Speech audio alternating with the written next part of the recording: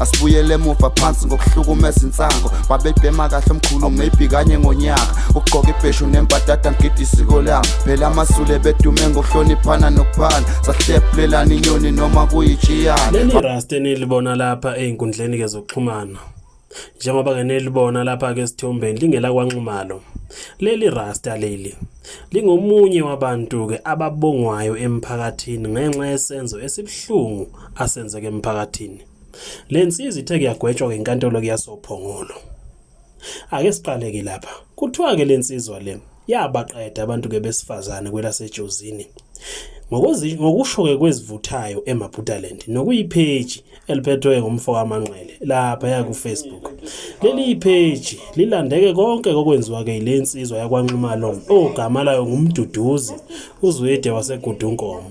uZwide ke kuthiwa ke le yabaqeda ke biblically abantu ke besifazane. Kuthiwa ke bengakhethi idlazilaza ke idlazifumuka. Ngokusho ke kwezivuthayo eMaputaland lapha ku Facebook osukweni ke lonamhlanje.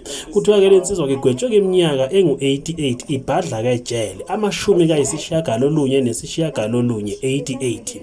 Kuthiwa kona ke lamacala kubalwa kwamacala ke njeke lapha ku 30 years ukugebenga kabili empilweni u30 years njeke lapha ke okuthini nje wathi ke wabeke segebenge bamba kubugebengu kwaze wabeke futhi ke ngomunye ke lapha kubani u30 years ukuthi ke wabe nje lapha ke ezama ke ukubulala lensizwa ke le kanti futhi iphinde kuyazama ukuthumba kahlanu 25 years ke lokho kuyawuthola kulawo ke macala mangabe ke sehlangana enza ke ubani nje lapha ke kubeke necala ke lokweba phakathi enza ke icala ke lokweba ke libeke u3 years lokho kwenza ke ugcine kubeke ngu88 years.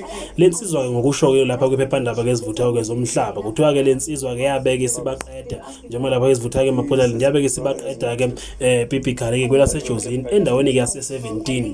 Mangabe ke uphuma noma mangabe uqhamba ngasenkonkoni ubheke eJozini edolobheni kunendawo okuthiwa ke kuse16 ukusuka lapho ubheke 17 khona lapha e17 phansi lapha kunendawo okuthiwa ke njeke lapha kukuphi na kuse17 kuzoba ke nendawo okuthiwa kusemasosheni lapho ke futhi okuphinde kube khona njeke ne police station khona lapho ne stadium ke esikhulu abajwayele ukudlala ke kusona.